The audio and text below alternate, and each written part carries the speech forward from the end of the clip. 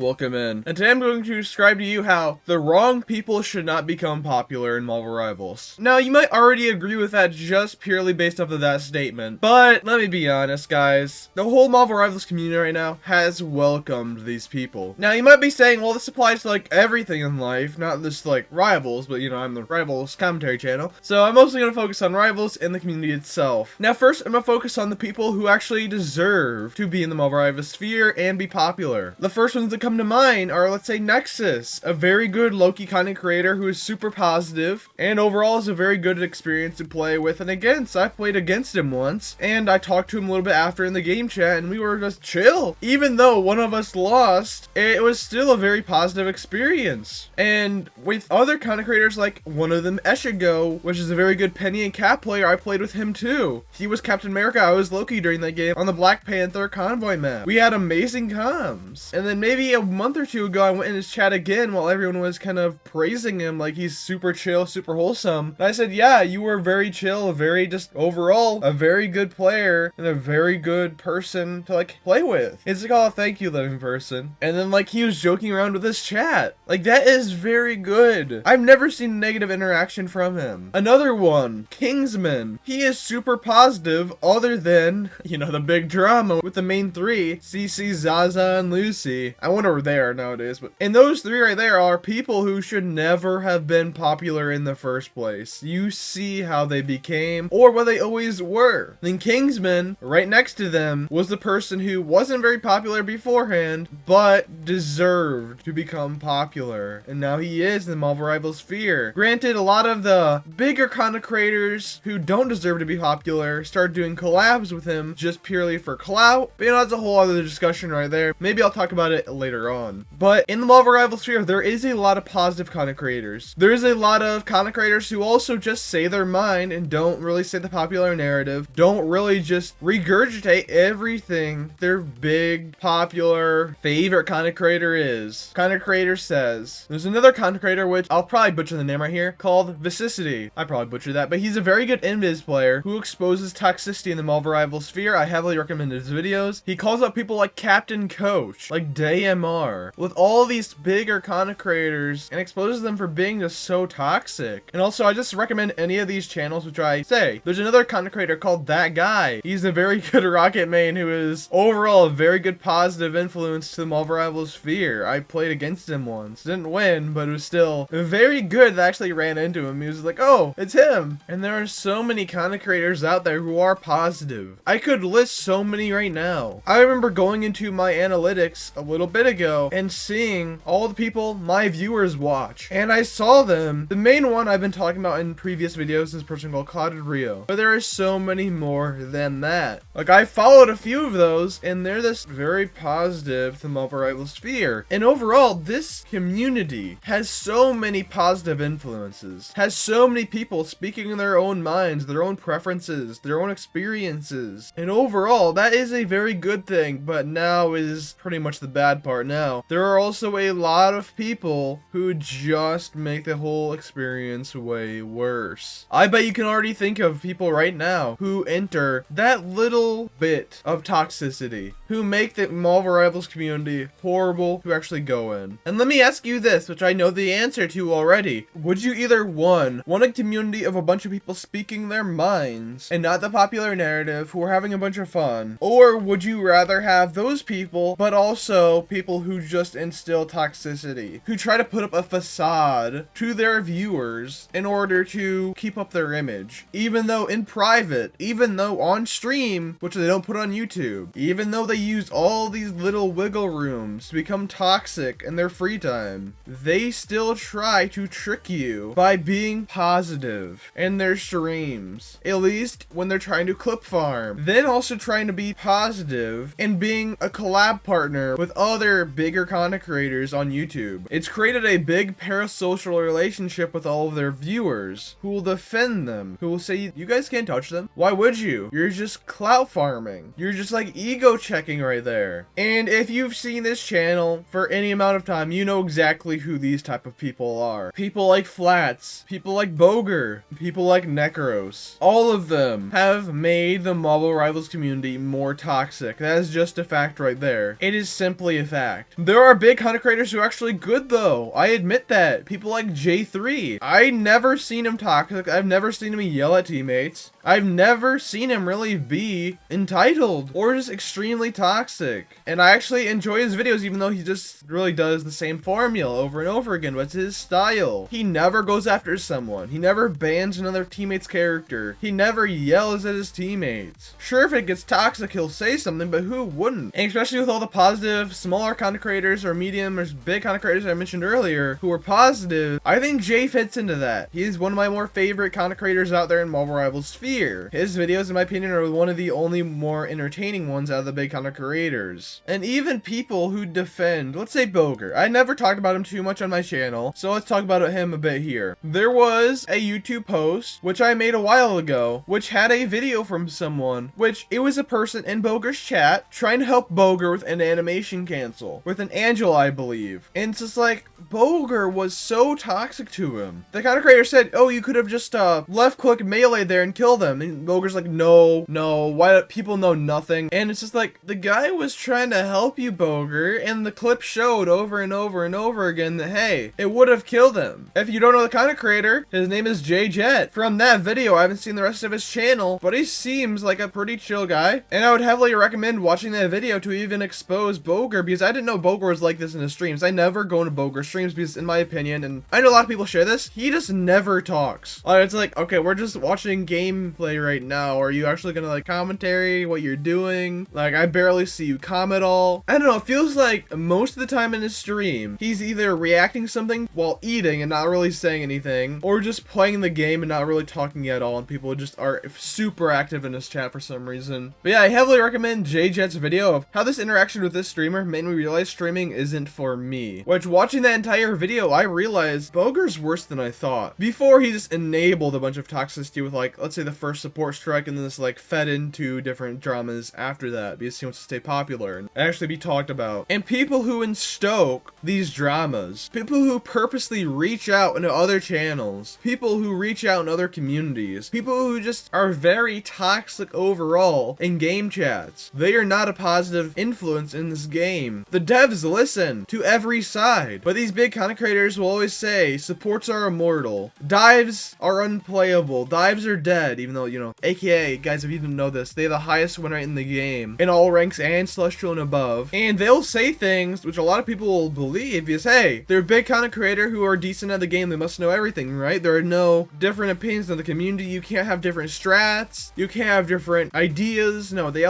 all have to be the same. Which this overall, their mindsets and the influence behind them just heavily restricts actual gameplay itself. Because if the popular narrative is, oh, go front to back, playstyle 222. Okay, now we're gonna be playing that every single game and seeing like a 90% increase every single game. What if we didn't have a popular narrative? What if we could do what we want? What if they didn't influence us? What if they didn't try to control everything? What if they didn't yell at people and banned their own character simply because, hey, I didn't want to play with or against them? Looking at you, Flats. We would have way different team comps now. Sure, they may not be as viable as certain team comps, but still more flexibility, more reach. And if we are restricted of what we can do, what we can play, what tier list dictates how strong characters are? What is really the point of discovering things for our own? If it was the case that we couldn't play these low-tiered characters from every big content creator's tier list, we wouldn't have these specialists who run lobbies on Human Torch, on Black Panther, on Black Widow. There's a reason every character can carry a game. There's a reason in top 500 and those high eternity lobbies, every character is viable. Every character can run a lobby. Every character can make your life a living hell to go against. But according to these tier lists, I'm going to throw now because, hey, you're playing a character that's C tier or below. We always have to choose the meta pick because this kind of creator says so. We have to practice characters in ranked and not in quick play because this big content creator says so. Like, why are we watching these big content creators who say directly on stream they only play the game because they get paid to do it? Looking at you, Necros. And I just ask of this from everyone watching right now, and everyone who is on my channel and has subscribed, which I deeply appreciate, by the way. Why are we watching these big content creators? Why are we giving the toxic ones any popularity? Sure, some of them actually do deserve popularity, like Jay, like Kingston, like Eshigo, like Nexus, even though Nexus compared to them is a bit smaller, but is still bigger content creator in my opinion. Like, what is the purpose, and you guys can answer this in the comments, what is the purpose and the mentality of making these toxic creators more famous? What is the point of listening to these big content creators, even small content creators who are just super toxic, who make their whole life about, hey, I'm gonna be toxic for the sake of toxic. Let's not constructively criticize a role. Let's not constructively criticize this drama for anything. They assume and jump to conclusions on their own without any info. You saw how fast they were to jump on the fake second support strike where the person said they just used it for clout, right? Meanwhile, there are videos out there calling for a tank strike. I posted one in my community post. Did anybody talk about that? Of course not. It wouldn't go well. It simply wouldn't. Let me know, guys, what you think in the comments down below, though. Like, comment, subscribe, and I'll see you guys in the next YouTube video.